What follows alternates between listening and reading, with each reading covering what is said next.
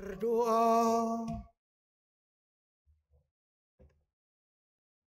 Allah Bapa kami, melalui Yesus Kristus Putra-Mu, Engkau telah memanggil kami untuk bertobat dan percaya kepada Injil.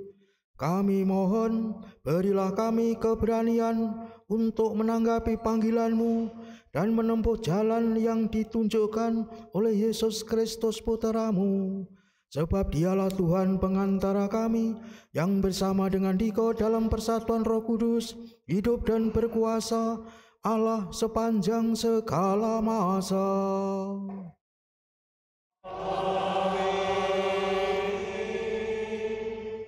Marilah kita mendengarkan sabda Tuhan.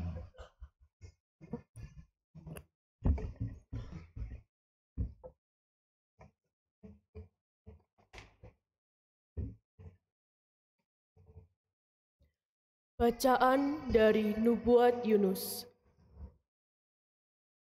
Untuk kedua kalinya, Tuhan berfirman kepada Yunus, "Bangunlah, berangkatlah ke Niniwe, kota yang besar itu. Sampaikanlah kepadanya seruan yang kufirmankan kepadamu." Maka bersiaplah Yunus, lalu pergi ke Niniwe sesuai dengan firman Allah. Niniwe adalah sebuah kota yang mengagumkan besarnya, 3 hari perjalanan luasnya. Mulailah Yunus masuk ke dalam kota itu sehari perjalanan jauhnya, lalu berseru, 40 hari lagi Niniwe akan ditunggang balikkan.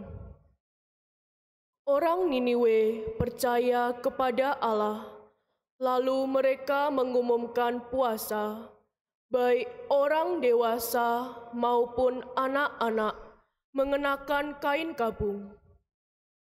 Ketika Allah melihat perbuatan mereka itu, yakni bagaimana mereka berbalik dari tingkah lakunya yang jahat, maka menyesallah Allah karena malapetaka yang telah dirancangkannya terhadap mereka, dan Ia pun tidak jadi melakukannya.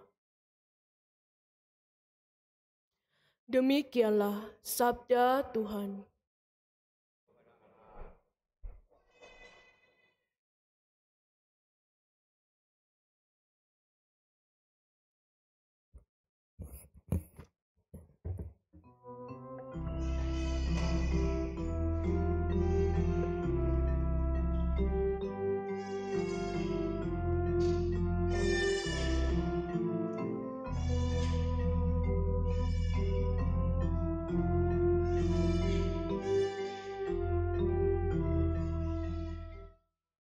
Tuhan adalah kasih setia bagi orang yang berpegang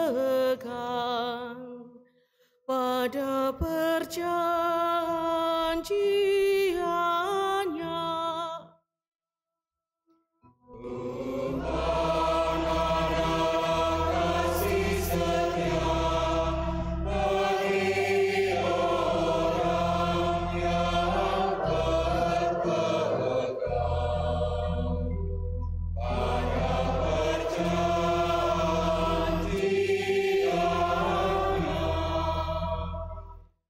Beritahukanlah jalan-jalan-Mu kepadaku, ya Tuhan.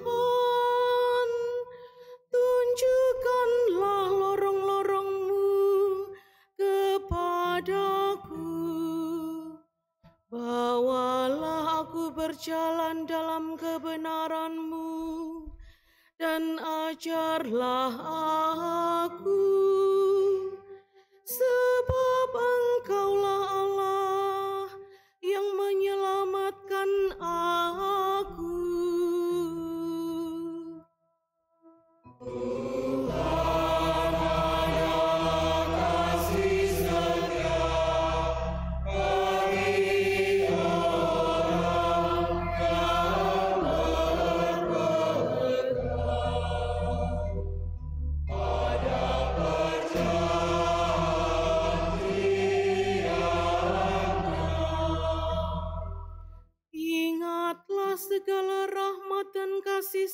setiamu, ya Tuhan, sebab semuanya itu sudah ada sejak purbakala. Ingatlah kepadaku sesuai dengan kasih setiamu, oleh karena kebaikanmu, ya Tuhan.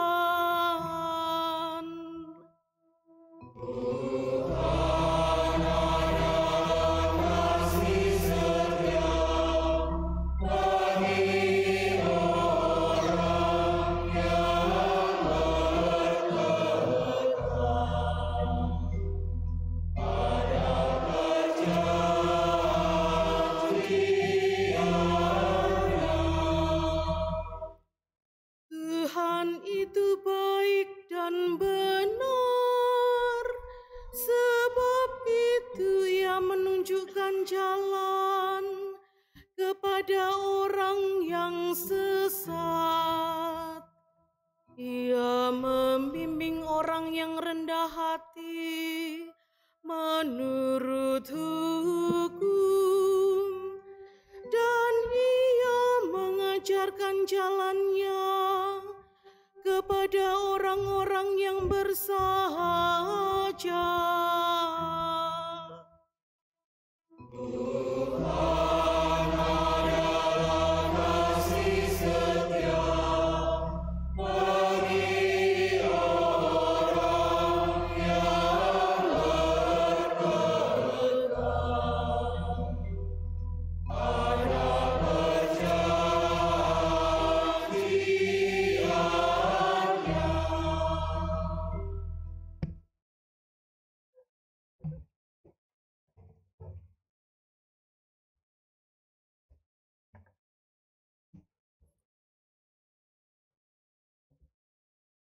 Bacaan dari surat pertama Rasul Paulus kepada jemaat di Korintus. Saudara-saudara, waktunya singkat. Sebab itu, dalam waktu yang masih sisa ini, mereka yang beristri hendaknya berlaku seolah-olah tidak beristri. Orang-orang yang menangis seolah-olah tidak menangis. Orang-orang yang bergembira seolah-olah tidak bergembira. Dan orang-orang yang membeli seolah-olah tidak memiliki apa yang mereka beli. Pendeknya, orang-orang yang mempergunakan barang-barang duniawi seolah-olah sama sekali tidak mempergunakannya. Sebab dunia seperti yang kita kenal sekarang ini akan berlalu. Demikianlah sabda Tuhan.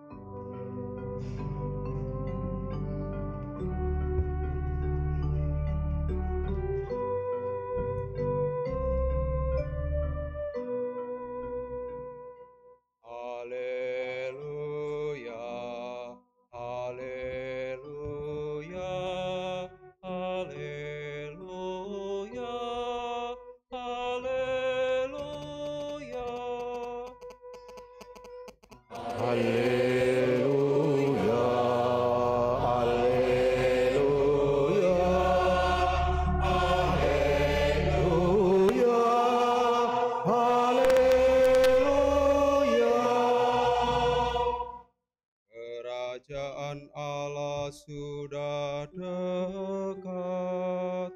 Percayalah kepada Injil. Haleluya, haleluya, haleluya, haleluya.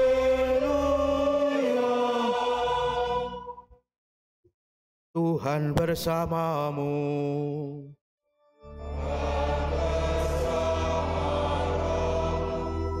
Inilah Injil suci menurut Markus.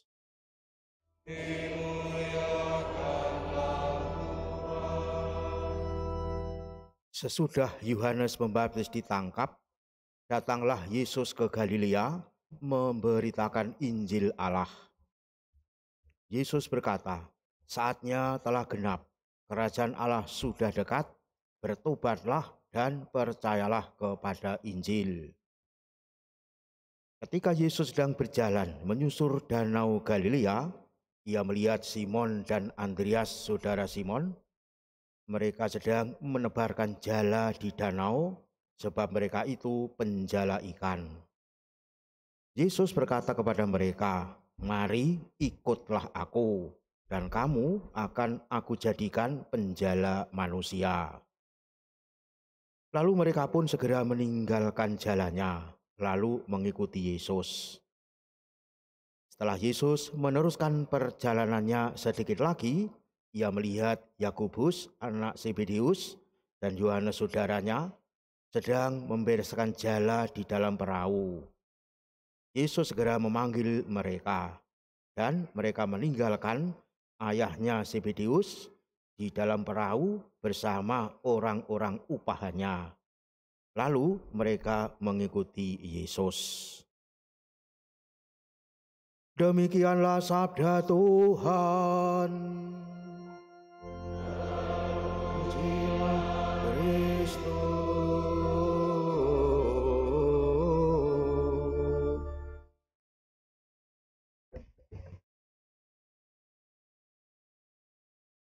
Saudara-saudari yang dikasihi Tuhan, selama masa mistagogi 40 hari setelah saudara-saudari dibaptis, saudara-saudari tinggal di komunitas mana? Masing-masing tentu berbeda satu sama lain. Artinya mungkin ada yang tetap tinggal di paroki asal baptis, atau tinggal di luar paroki asal baptis. Namun yang pasti ada di komunitas ramai orang. Yesus selama masa mistagogi 40 hari setelah ia dibaptis berada di padang gurun. Tentu kita sekurang-kurangnya pernah melihat padang gurun walaupun melalui sebuah penayangan yang jelas serem. Dalam Perjanjian Baru, padang gurun itu bukan daerah penuh pasir, mirip gurun Sahara misalnya, juga bukan tempat tanpa tumbuh-tumbuhan, tetapi daerah yang jarang sekali atau mungkin malah tidak dihuni manusia. Nah, bagi Yesus tempat demikianlah rupanya tempat ideal untuk berkomunikasi dengan Allah. Markus bab 1 ayat 35. Bila ia ingin menjauh dari khalayak ramai atau menyediakan tempat tenang bagi murid-muridnya, Yesus pun juga pergi ke gurun. Markus bab 1 ayat 45 maupun bab 6 ayat 31. Maka dapat dipastikan bahwa Yesus datang ke gurun untuk tinggal di situ dalam kesendirian dengan Bapanya. Namun kali ini rupanya ia malah diganggu oleh setan atau roh jahat. Maka gurun juga dapat dimaknai sebagai tempat kediaman berbagai kuasa roh jahat. Dan manusia memang tidak mungkin luput dari cobaan si jahat. Saudara-saudari yang dikasihi Tuhan, kisah tentang cobaan Yesus di gurun ini dikisahkan singkat oleh penginjil Markus, rupanya mau menekankan bahwa Yesus memahami seruan Yohanes Pembaptis secara lebih mendalam, yakni diserukan Israel memang harus kembali ke gurun untuk membarui diri, hidup sebagai anak Allah, dan membuktikan niat itu dengan menerima baptisan. Itulah yang ditekankan oleh Yohanes Pembaptis. Karenanya, biarpun Yesus baru saja dibaptis lalu dinyatakan sebagai putra Allah yang terkasih, ia tetap tinggal di gurun. Ia adalah seorang manusia yang benar-benar taat kepada Roh yang tidak mengizinkannya meninggalkan gurun begitu saja. Akibat ketaatannya itu, ia harus berkonfrontasi dengan iblis, mengalami pencobaan, hidup dengan atau bersama binatang-binatang liar, dan menerima pelayanan dari malaikat. Seluruh unsur itu berhubungan dengan tradisi gurun yang dikenal lewat Perjanjian Lama, dan sekaligus memperjelas makna gurun itu. Di gurun, Yesus membuktikan dirinya sebagai manusia yang taat kepada Allah. Di tempat bangsa Israel kalah total, Yesus justru berhasil. Ia bertahan supaya kelak terciptalah Israel baru. Saudara-saudari yang dikasihi Tuhan, setelah kisah Yesus dijumpai di gurun ini, lalu dikisahkan, Yesus mulai berkarya di hadapan umum sesudah Yohanes Pembaptis ditangkap untuk memberitakan Injil Allah dan memanggil keempat murid perdananya. Itulah yang kita dengar Injil hari ini. Injil di sini bukan Injil tentang Allah, tetapi dari Allah. Artinya, kabar baik yang berasal dari Allah itulah yang dititipkan olehnya kepada Yesus untuk diberitakan. Oleh karenanya, Yesus berseru, kerajaan Allah sudah dekat, bertobatlah dan percayalah kepada Injil. Kerajaan Allah itu bukan suatu wacana atau gagasan indah, melainkan suatu realitas, yakni bernama Yesus. Maka berhubungan erat dengannya, artinya apa saja yang dialami, dikatakan dan dilakukan oleh Yesus pasti berhubungan erat dengan kerajaan Allah itu. Malahan menampakkan secara jelas kerajaan Allah itu sendiri. Apa yang dikatakan Yesus adalah sabda Allah sendiri, apa yang dilakukan Yesus juga adalah tindakan Allah sendiri. Jadi manusia yang berjumpa dengan Yesus tinggal dua kemungkinan. Ia akan mematangkan buah kepercayaan atau kebalikannya, yakni ketidakpercayaannya. Yesus datang ke bumi bukan untuk menyenangkan manusia, tetapi menyampaikan tuntutan Allah. Maka bila manusia taat kepadanya, berarti ia taat kepada Allah, dan kebalikannya, bila ia menolak dia, ia menolak Allah sendiri. Oleh karenanya manusia jangan main-main dengan keputusannya. Sebab keputusan yang tepat menentukan nasibnya sendiri, bahwa ia akan mengalami sukacita penyelamatan.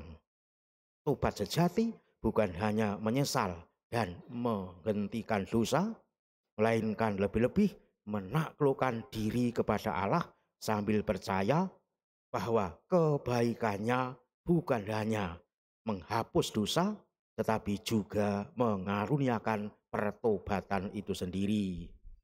Dengan demikian, mengalami kebaikan Allah berarti manusia itu dipenuhi sukacita. Begitulah langkah awal Yesus memberitakan kabar baik Injil dari Allah.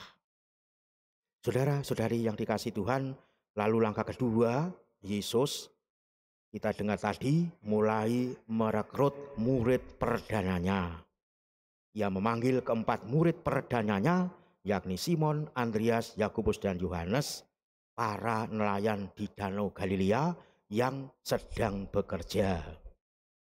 Bagi mereka, profesi menjadi nelayan menangkap ikan merupakan sumber mata pencaharian keluarganya. Sehingga tidak heranlah mereka senantiasa giat mengerjakannya setiap hari. Yang mengherankan, mereka serentak mau mengikuti panggilan dan ajakan Yesus, mengikuti dirinya tanpa bernego lebih dahulu, bertanya ini itu dan sebagainya. langsung mengikuti Yesus. Maka dilihat dari sudut psikologis, kisah ini tentunya sulit diterima. Sebab agaknya tidak masuk di akal bahwa keempat orang itu belum mengenal Yesus sebelumnya, setelah dipanggilnya langsung mau mengikutinya. Tetapi ingat, penginjil Markus adalah seorang pencerita, bukan seorang psikolog. Maka ceritanya jangan dibaca sebagai cara psikologis, melainkan mesti dibaca sebagai kisah teologis yang penting bagi pengembangan dan pembinaan iman, bukan sebagai ilmu sejarah atau ilmu jiwa. Itulah sebabnya penginjil Markus sama sekali tidak berusaha menjelaskan mengapa keempat orang yang dipanggil Yesus itu begitu cepatnya memutuskan menanggapi ajakan Yesus, atau apakah memang terjadi secara singkat seperti itu.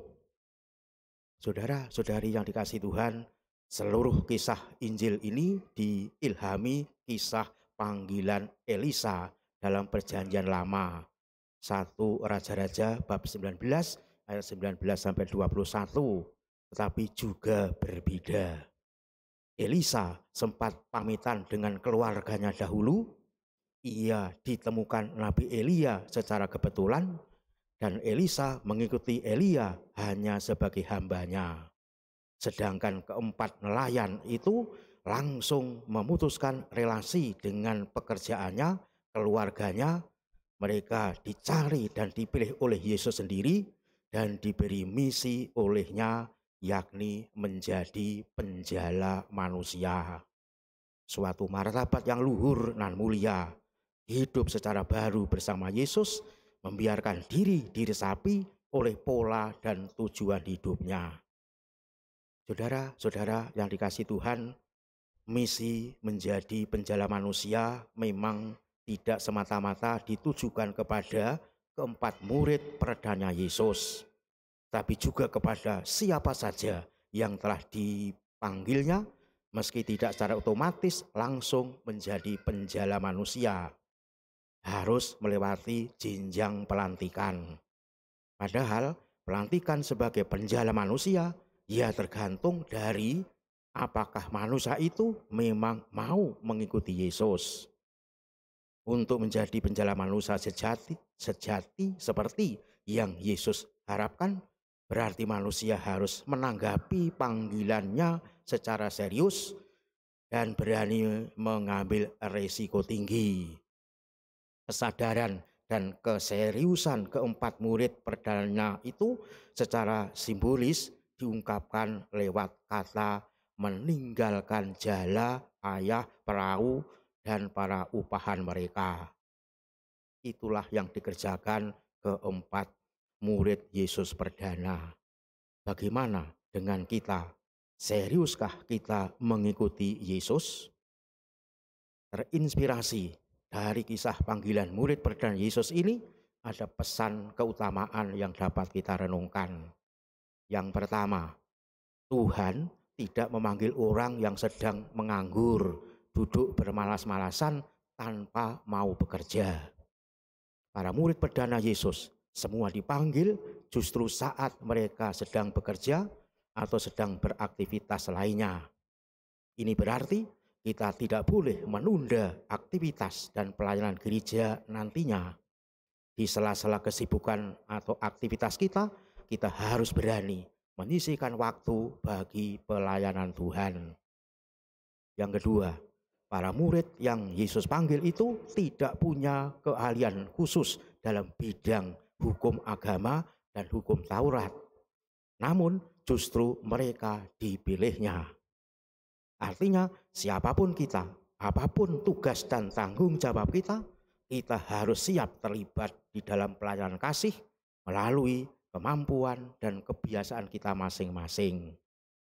Lalu refleksi kita, sudahkah kita mendarma baktikan tenaga dan keterampilan kita untuk pelayanan kasih? Jika belum, saat inilah kita memulainya. Dan bila sudah, mari kita lanjutkan dan tingkatkan niscaya Tuhan akan berkenan memberkati kita. Saudara-saudari yang dikasihi Tuhan, dalam sidang Mawi, Majelis Agung Wali Gereja Indonesia, yang sekarang disebut dengan KWI, Konferensi Wali Gereja Indonesia, tahun 1977, para uskup Indonesia menetapkan bahwa minggu pertama bulan September menjadi Minggu Kitab Suci Nasional. Lalu dalam perkembangannya, malah seluruh bulan September menjadi bulan Kitab Suci Nasional yang kita kenal dengan ungkapan BKSN. Jadi sudah berjalan selama 47 tahun. Tanggal 30 September tahun 2019, 5 tahun yang lalu, Paus Fransiskus dalam dokumen Aperuit Ilis menetapkan bahwa minggu biasa ketiga seperti hari ini ditetapkan sebagai hari Minggu Sabda Tuhan. Tema tahun 2024 ini adalah tetaplah dalam sabdaku. Yohanes 8 ayat 31. Maka bila kita memang serius mengikuti Yesus, ya marilah kita setia mendengarkan, menjalankan, dan tetap tinggal pada sabdanya secara nyata. Itulah yang nyata, itulah yang harus kita gumuli, dan kalau kita sungguh berani menggumulinya, disitulah kita benar-benar adalah yang dikehendaki Allah untuk menjadi murid-muridnya, meneruskan karya penyelamat Allah. Mari kita wujudkan, Tuhan memberkati kita.